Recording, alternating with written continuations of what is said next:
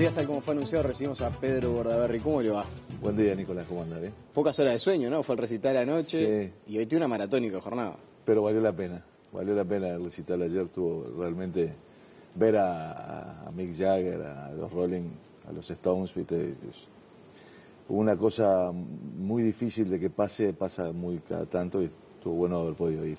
Y en el Estadio Centenario además, ¿no? Es como que la mítica banda británica toca entre nosotros y eso debe haber tenido. Estuvo bueno porque por la mitad dijo, me mandó una camiseta Luis Suárez y dijo, no nos hagas más goles, Luis. Estuvo bien, ¿no? Todavía estaba sufriendo lo del Mundial. Sí. Bueno, y preparándose para una jornada que va a ser larga, de largo debate, de arduo debate. Antes de lo que va a pasar en el día de hoy, ayer realmente me sorprendió, seguí bien de cerca la comparecencia de la ministra Cose. Pocas veces se escucha a un senador decir que la ponencia de un ministro fue la más pobre de la que tenga recuerdo, por lo menos. ¿De verdad le pareció tan pobre la exposición de la ministra Cose ayer? Era un llamado no en interpelación, sino en régimen de comisión general. Sí, una comparecencia. Con lo cual no hay pronunciamiento posterior, ¿no?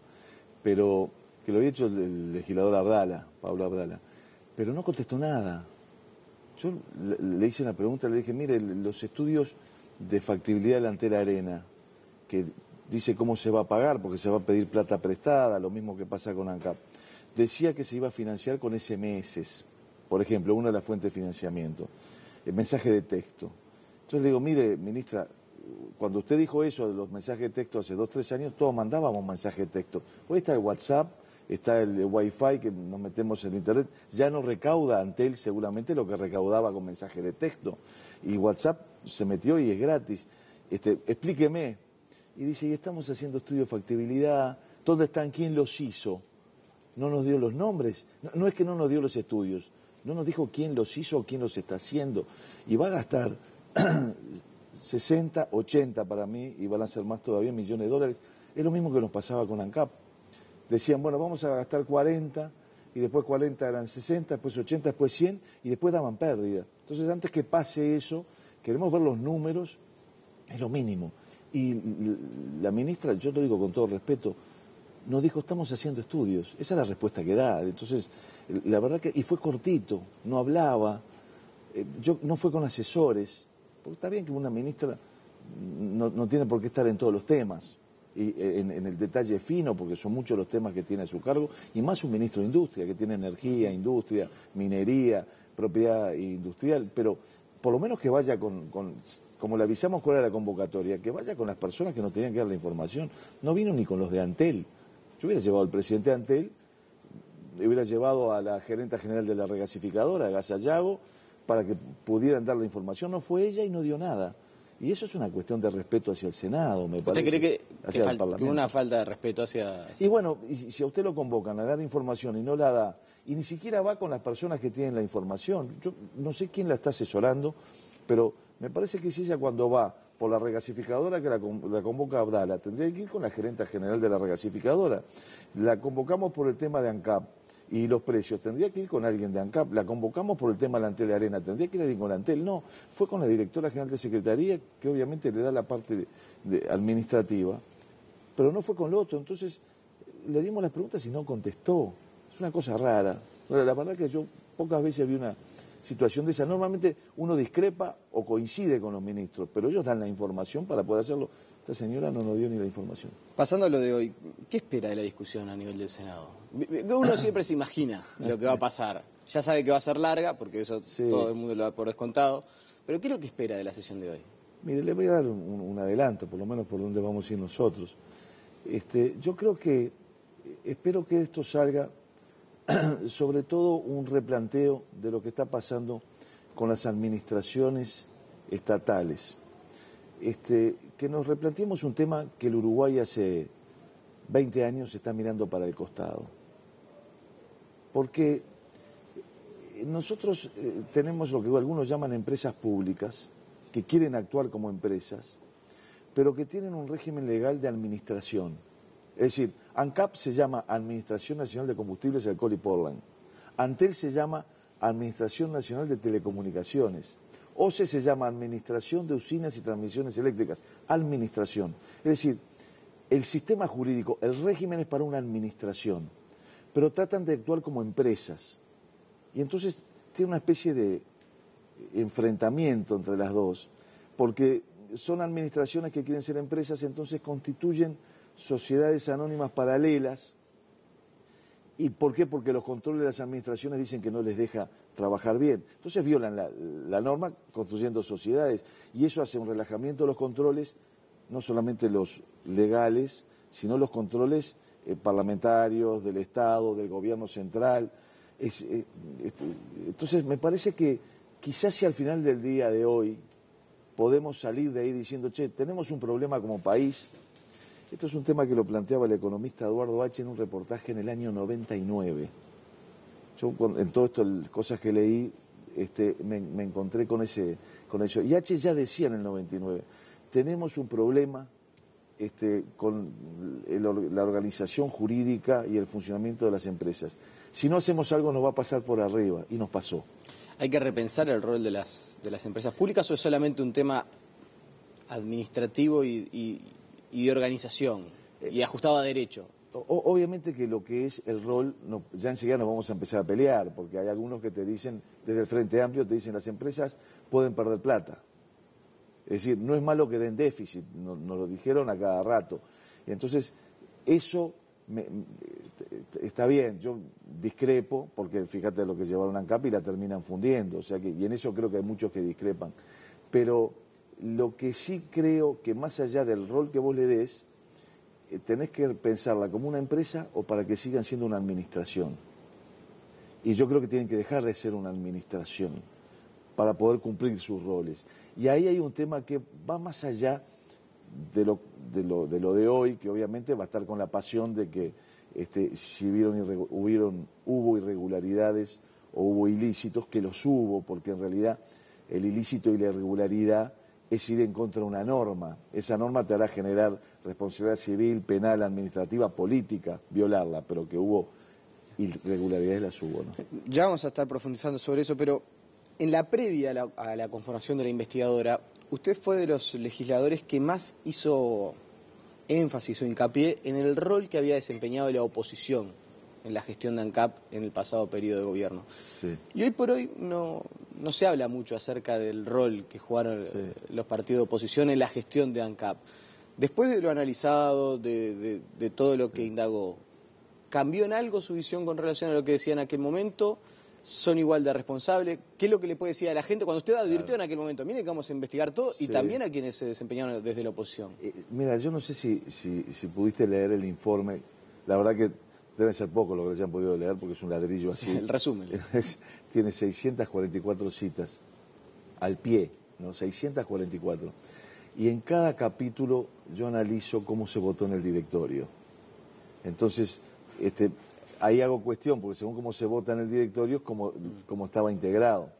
Hay algunos capítulos donde no tuvo nada que ver, porque sencillamente cuando se tomaron las decisiones fue en el periodo anterior al 2010, cuando no había representante de la oposición. Ponele todo lo de la CAL se decidió en un acta de directorio del año 2006, la inversión, con la firma de Daniel Martínez, Raúl Sendique y Germán Riet. Entonces esa acta, uno dice, bueno, ahí no hay, y dejo la constancia. Después hay otras cosas, por ejemplo, el caso de Trafigura, que es una especie de fronting donde nosotros no encontramos irregularidad o ilegalidad, pero sí nos parece que no debe hacerlo ANCAP, donde fueron votados por todos, inclusive por el del representante del Partido Nacional, que es el que dice que hubo ilegalidad, el Partido Nacional en eso. Después advirtió el del Partido Nacional que había que dejar de hacerlo, pero cuando se votó estaba, y yo dejo la constancia de todo eso. Es decir, no te voy a aburrir porque se nos va a ir toda la mañana, pero en cada punto analizo, en el endeudamiento, que es una de las causas del problema que tiene, por lo general fue votado en todas las actas por todos, y todos son responsables de haber tomado un endeudamiento en dólares a corto plazo, a tasas variables. En algunos casos, la representante del Partido Nacional, la contadora Baldoira, dejaba una constancia al pie diciendo, no tengo toda la información, pero dada la urgencia del pedido, porque en realidad tenían que renovar préstamos y estaban lo voto, pero, a ver, y votaba a favor. Si vos dejás una constancia una vez y votás Y la segunda, venís a dejar una constancia, me parece que no hiciste bien. Yo dejo constancia de todo eso en el informe.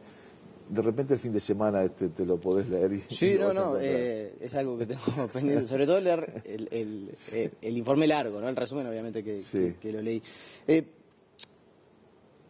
En el caso de ir a la justicia, de esos ilícitos, irregularidades, ¿puede abarcar entonces también a representantes de la oposición? Claro, tenés que ir a cada capítulo.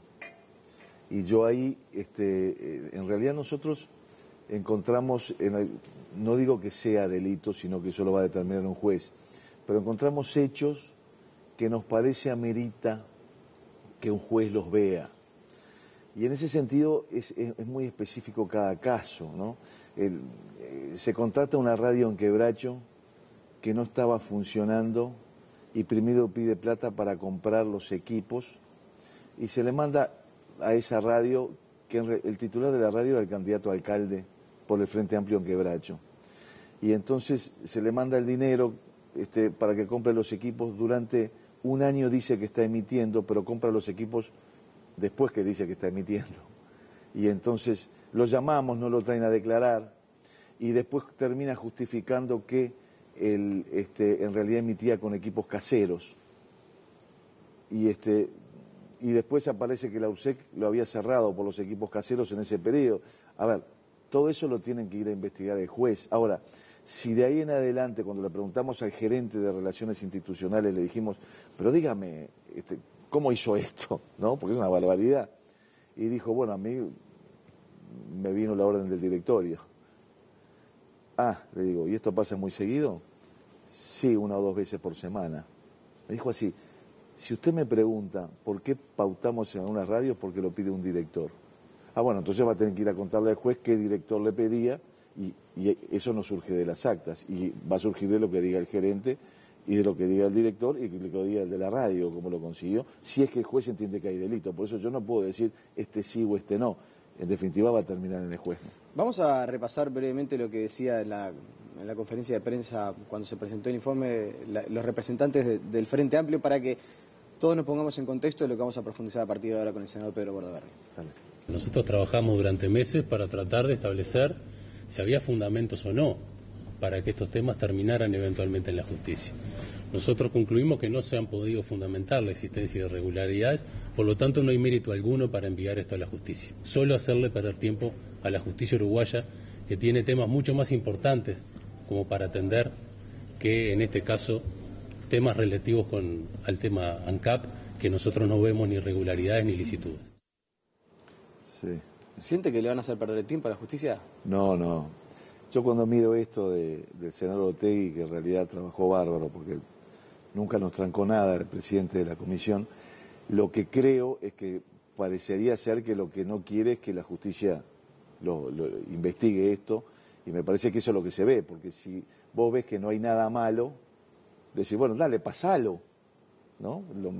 Es decir, pasalo y que me investigue. Es lo que hizo el Partido Colorado en el año 2007. Cuando terminó el gobierno del 2005, se hizo una comisión investigadora en la Cámara de Diputados que trabajó no 4 meses, 3 años y medio, y no llegó a ninguna conclusión de irregularidad ni nada a la comisión. Pero todos los partidos, inclusive el Colorado, que era el que había sido investigado, dijimos, mandalo a la justicia penal. Y lo votamos. ¿Por qué? Porque obviamente que si vos no tenés nada que ocultar y te parece que hiciste todo bien, ¿por qué no va a ir a la justicia? ¿Y sabes qué pasó? Fue así. Ahora, yo creo que hay muchos frente amplistas, votantes del Frente Amplio, que cuando ven esto, dicen, esto es lo que yo no quiero para mi partido. Porque, en definitiva, que mi partido esté diciendo en el Parlamento, no lo vayan a pasar a la justicia, te hace dudar mucho, ¿no? Es decir, yo estaría diciendo, pasame, investigame y estoy a la orden. Es más, voy y golpeo la puerta del juzgado y dice, che, andan diciendo que cometí una irregularidad, acá estoy y me pongo a disposición. Es lo que hay que hacer. Pero no decir, no lo pasen, entonces eso genera más sospechas, creo yo. Y con relación a lo que se argumenta también desde el Frente Amplio en el sentido de, bueno, quedó demostrado que nadie en ANCAP se llevó un peso para la casa. Que todo lo que se gastó, más allá de si estuvo bien o mal gastado, si estuvo bien o mal gestionada la empresa, todo está debidamente documentado. No, bueno, eso lo tendría que determinar un juez. nosotros vemos que hay algunas cosas, caso esto del alcalde de Quebracho, del candidato a alcalde a Quebracho, o caso de consultorías en otros departamentos, o casos de publicidad, o casos de gente que consigue contrato y logra una transacción. Son cosas que generan dudas. Y obviamente que eso es más para el titular, me parece a mí. No, nadie metió la mano en la lata. ¿Y quién lo sabe? ¿Y es solamente llevándote la plata para tu casa o es con la posibilidad de conseguir otros beneficios? Ayudando a un correligionario que va a ser candidato en tal lado, o haciendo más publicidad de la que tenés que hacer, o consiguiendo un contrato a uno. Está bien, yo no hice nada, pero me facilité que otro sacara un beneficio. Es decir, yo creo que son razonamientos no adecuados y deberían, la verdad que a mí me llama la atención. Antes de que se investigue, la reacción es, no pasó nada, no manden a la justicia. A mí me genera la reacción exactamente contraria a lo que quieren provocar, ¿no? Es decir, che, no le van a hacer perder el tiempo a la justicia. Pará, ¿por qué decidís vos por la justicia? Dejá que sea el juez el que decida si perdió el tiempo o no perdió el tiempo, no vos. Si no es una competencia del Poder Legislativo. Me parece, yo creo que hay mucho, es más, he hablado con mucho frente amplista, que me lo ha dicho. La verdad que no entiendo por qué, si no pasa nada, si ellos entienden que no hubo ningún ilícito, ¿por qué no le dicen, tomá, juez, miralo? Yo haría eso, tomá, miralo. Y aquí estoy a la orden, te doy toda la información que quieras. No se lo den al juez. Es medio sospechoso. ¿Cuándo y cómo se van a presentar? Porque los tres partidos de oposición que estuvieron en la investigadora coinciden en que hay irregularidades. En algunos asuntos coinciden en la sospecha, entonces... En otros no. En otros no. Sí. Por eso, ¿cómo van a hacer? En los casos en los que coinciden, ¿van a presentar una denuncia conjunta? ¿Ustedes van a ir por su cuenta? No, a ver, yo hice lo siguiente. ¿Vos te acordás que cuando empezó esto, allá por agosto, el Partido Nacional dijo, hay delito, vamos a ir a la justicia, antes de investigar? Y el Frente Amplio dijo, no hay delito, no vamos a ir a la justicia. Y nosotros dijimos, vamos a estudiar. Porque de los 12 puntos los vamos a estudiar. Y de los 12 puntos encontramos 4 en los cuales nos parecía que había entidad suficiente como para que un juez los vea. Yo no digo que haya ni que no lo haya, porque que lo tiene que determinar ese juez. Entonces, cuando hice el informe traté de ser muy imparcial y citar todos los documentos, pensando que si esto el día de mañana va a dar a un juez, que el juez entienda cómo razoné y en los documentos en que me fundé para tener sospechas y que lo investigue, que es su tarea. Entonces, en el caso nuestro es muy sencillo, son esos casos, están las citas y habría que presentarse. Me parece más lógico que si el Partido Nacional y el Partido Independiente tienen las mismas sospechas, vayamos juntos, porque imagínate si a un juez se le presentan 3 ladrillos de esos y le dicen toma a investigar, no le vamos a facilitar el trabajo. Sería bueno que el juez sepa cómo razonamos para saber que hay dudas, para que él pueda después hacer libremente su trabajo, pero conocer por dónde están las dudas nuestras. Y en eso sería mejor ir juntos. Ahora, en el caso del Partido Independiente, creo que hay 2 cosas que ellos señalan como posibles ilícitos y en el caso del Partido Nacional agrega una más en que nosotros no la vemos. Pero bueno, tampoco somos los dueños de la verdad, te digo, yo traté de actuar con imparcialidad y sobre todo no es mi opinión además, porque todo esto uno consulta a abogados penalistas y abogados que trabajaban con nosotros. En todos los rubros trabajamos con asesores, ¿no? Es más, había uno que yo tenía duda y los asesores me dijeron, no dudes, va por ahí. ¿Que tenía duda en cuanto a...? Tenía dudas en cuanto a si entraba dentro de alguna de las figuras que están previstas en el código. Y al final, cuando lo vi con el especialista, que yo no lo soy, me dijo, no, mirá que esto sí puede ser eventualmente pasible de responsabilidad y por eso hay que mandarlo, ¿no? Bien. ¿Y cuándo lo van a hacer efectivamente? Todavía no lo tiene. Y bueno, el lunes presentamos el informe, hoy lo vamos a discutir y hoy le vamos a pedir al Frente Amplio que todos pasemos los antecedentes. Es decir, le vamos a pedir al Frente, ahora dentro de un rato al Frente Amplio, le vamos a decir, che, vos también pasás los antecedentes, pasémoslos todos. Si no tenés nada que ocultar, si te parece que no hubo irregularidad, lo mejor es que toda la Cámara pase los antecedentes y el juez sea el que intervenga y facilitamos todo el tema. Y me parece que sería bueno para el país y hasta para el Frente Amplio. Yo, mirá lo que digo, creo que el Frente Amplio hace mal en decir que no pase, que no pasó nada, Bueno, deja que investigue un juez y que sea el que lo defina, ¿no? Me queda un minuto y la verdad que este tema de ANCAP da para mucho más porque cuando quiera vuelvo. Nos hemos centrado. Sí, aparte se nos fue toda la arena política, que por cierto está bien interesante, político partidaria, que en algún momento vamos a volver a conversar. Con gusto. Pero antes de finalizar, si tuviera que hacer un resumen y explicarle a la gente, desde la visión de Pedro Bordaberry, con la investigadora, con las posibles ilicitudes, con las posibles irregularidades y con aquellos que no fueron irregularidades, simplemente lo que usted considera mala gestión. ¿Qué fue lo que pasó en ANCAP? Mira, no hay una sola causa. Eso es lo primero, porque algunos dicen era el subsidio al boleto, el otro dice que es el endeudamiento, el otro dice que es las tarifas, después que no incluyeron costos. Dijeron 200.000 cosas. No es una sola causa.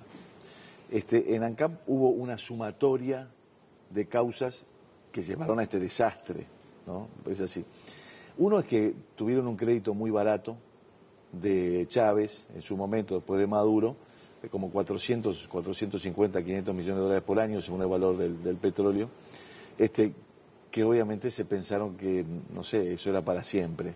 El dulce pica los dientes. ¿Qué? Del dulce pica los dientes. Tuvieron, es como un muchacho de 16 años al que le dan una tarjeta de crédito y entonces gasta y a fin de mes dice, uy, pago el mínimo y sigo gastando. Sí, pero mirá que dentro del tercer, cuarto mes te va a venir el banco y te va a decir, o la financiera te va a decir, tenés que pagar ahora, ¿no? Y te va a ir aumentando el mínimo. Y eso es uno de los temas. Es decir, actuaron como un adolescente en el manejo de un crédito y salieron a hacer inversiones que no eran rentables. Después calcularon mal la mayoría de sus inversiones. No es que una inversión de pérdida, como decían ellos, o como dice Mujica.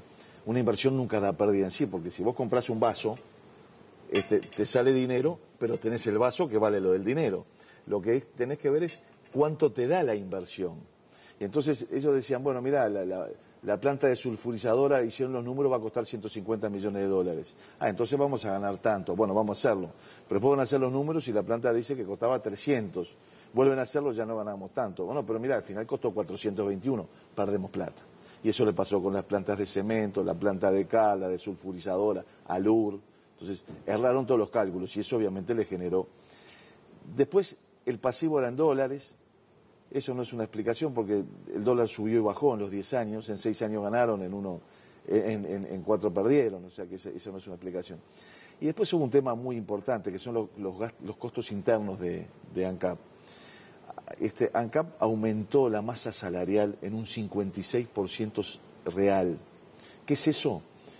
Para hacerlo claro, más que cualquier organismo público. Es decir, en ANCAP se aumentó más la masa salarial, pese a que los salarios eran muy buenos, que a una maestra de escuela, que a un policía. Es decir, 56% real se aumentó.